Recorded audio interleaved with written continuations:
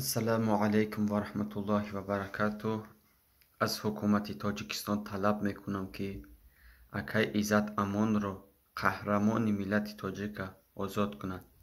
Ҳамаи қавм марда хизмат карда дар ҳаққи мардуми тоҷик, ягон коргари давлат айсад як амро хизмат карда нест. Озодӣ ба акай Иззат Амон. Ассалому алайкум ва раҳматуллоҳи ва баракатуҳ. аммо баъд ман ба кулли мардуми тоҷик гуфтаниям, бародаро бетараф набошед.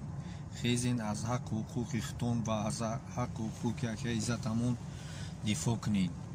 акай Иззат Амон и гапҳои меганша, чиёи меган ки кадомира кидат кадаи и кадаи у кадаи, ё ҳамаш дурӯғ ай, ёш ҳамаш дурӯғ ай. ҳеҷ вақт и ҳукумати Тоҷикистон барои як шаҳрванди Тоҷикистона кидат кадан иқа пул масраф намекуна, ай Россия намегира, намеёра акай Иззат Амона. шумо як бестем фикр кунед, чанд қа пул расход шудагай барои ҳами акай Иззата шаҳрвандиша бекор кадан, гирифтан, Тоҷикистон овардан. як бестем фикр кунед.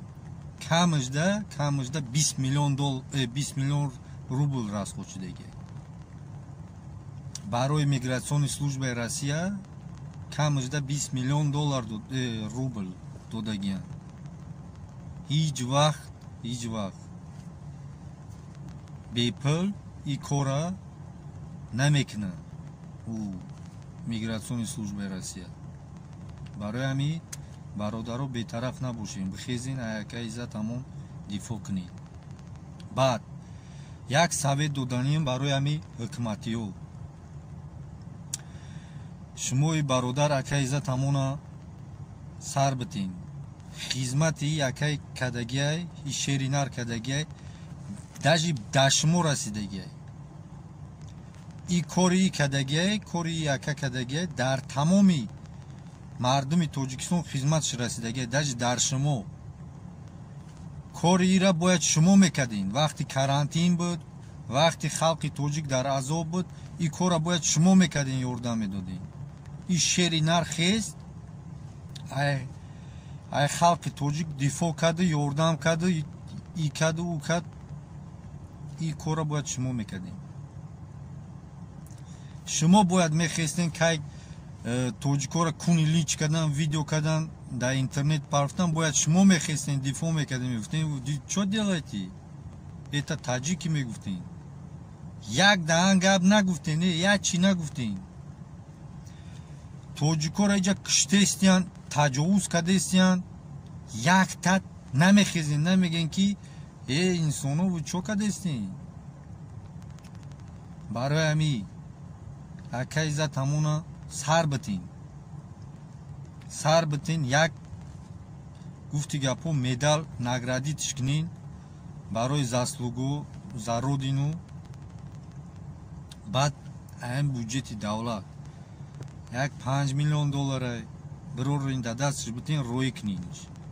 обратно Москва и посольствата одамоша полни даф кунин айҷа. у айдасио ягон кор намеяд, ё то ка ҳами халқи тоҷика азоб додестиян дар ҳамиҷа. ин ҳами акай Иззат Амона дар ҷош монед, ана баъд мебинед. итак шуморо ҳеҷ ка уважат намекуна. не только тоҷико, даже ирисо, да қирғиз, узбек, вообще ягон кас уважатто намекуна. агар шумо ҳами кора кунен, сар битен ай мардака, роӣ кунен, ҳамуҷа хизмат куна барои муҳоҷиро, ана баъд мебинед. ман 100% боварӣ дорам, баъди ҳами кор халқи тоҷик мехезанд, муҳоҷирои Россия ҳамаш 100% боварӣ дорам мехезанд, миннатдоришона ба шумо баён мекунанд. даш дар кор боша видеообрашение мекунанд, меган чӣ нияте доранд, чӣ миннатдорӣ доранд, ҳамаша ба шумо баён мекунанд. меган лишна ма худам баъди ҳами корро худам мебурам, инҷа видеообрашение мекунам, миннатдорима лишна ба ҳукумати Тоҷикистон баён мекунам. барои чӣ?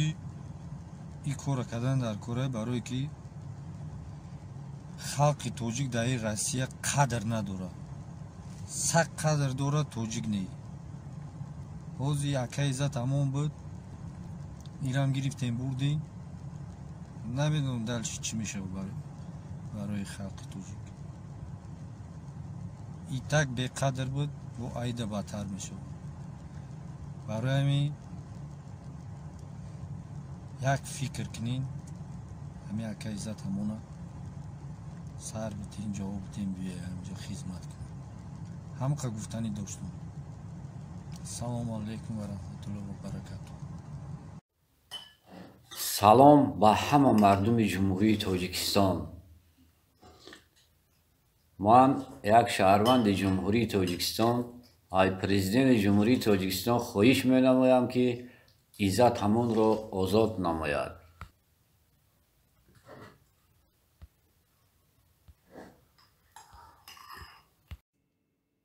با سکوت دیلم گفتم برای بهترین دوستم چی بینویسم گفت روزگار ما را فراموش کرد اما تو مکن ما باید این مردای رای خدا را فراموش نکنیم این شعرهای نه را فراموش نکنیم ای مردم این روزگار همه ما را فراموش میکنه ما باید مردا را فراموش نکنیم این مردا در بری مردم بدن در بری همه یتیما و بیچارگان بدن این روز ویا را روسیه فراموش کرد ما باید فراموش نکنیم آزادی به اکای عزت امان آزادی به همه مردم تاجیک آزادی میخواهیم ای مردم از چی میترسین بیای بخیزیم میگن یا مرد باش یا در خدمتی مرد ما که مرد چیدن نمیتونیم حداقل بیا در خدمت اینی مردو باشیم بیای بخیزیم آزادی به اکای عزت امان آزادی به همه مردم تاجیک سلام علیکم و رحمت الله و برکاته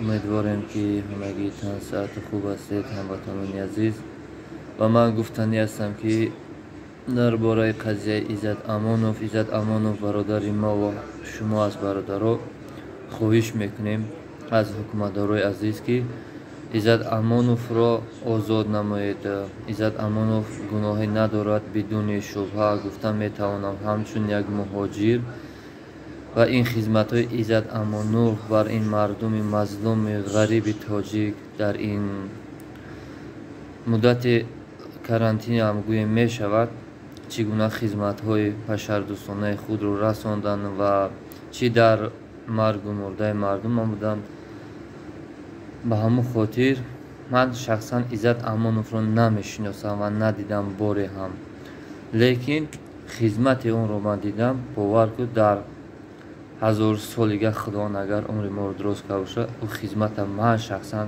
با ملتم کردن نمیتونم خواهش میکنم از حکومتدارا بار دیگر به خاطر خدمت به ملت و مردم خود جان خود را در خطر گذاشته است خواهش میکنیم آزاد کرده شود عزت امانوف باقی در پناه خدا تنصیحت و سلامت باشید السلام علیکم آزاد توجیک همه دیسادی من قاپیدیم از ما آمدیم روز جمعه ساعت 2-3 آمدیم اینجا همه قاپیده بار کسته است نیزکان اینا بار کسته است با سفاره توجیک ما توجیک هایی ما اینا خیلی بگ نیستیم که ما نگرفته برده قبل کند ما توجیک هاییم برادر یک توجیک قابید عزت امانه درباره همین عزت قضیه عزت ما آمدیم ما قاپیده برده است همه تاجیک ها بیاید اونجا توپ شیم با این چی خیلی قانون تاجیکستان که تاجیک خودم برده قبطوره میکنه من یه فرماندان سفارت من به حد از شما شکایت سخت میکنم وقتی شما نزد مردم نبر اومده مردم نزد شما آمد وظیفه شما برآمده جواب دادن بود من دیدم اکنون عدالت چی خیلی وقتی زنگ میزنیم 100 بار زنگ میزنیم نمیبردارید بر روزش من اینویدی روسیه زنگ میزنم روسپاتریبنادزور زنگ میزنم مینیسترستو زنگ میزنم روسیه به یک زنگ میبردارن برای شما 100 بار زنگ میزنیم نمیبردارید وقتی میبردارید یک بار 7:20 زنگ زدم کارمند سفارتخانه ساعت نگاه کنه چند گفت برای زنی که در اینجا از دور از وطن است ساعت فرق ندارد ارمی عزت امان 24 ساعت правозащитнику ҳама як иззат амони ҳама 24 соат занг зада маслиҳат мепурсем. Мо дар назди падару модар не, дар оғӯши падару модар не, мо аз падару модар дурем. Бояд оно 24 соат гӯш кунанд, 24 соат масъалаи моро ҳал кунанд. Раҳмат барои шумо.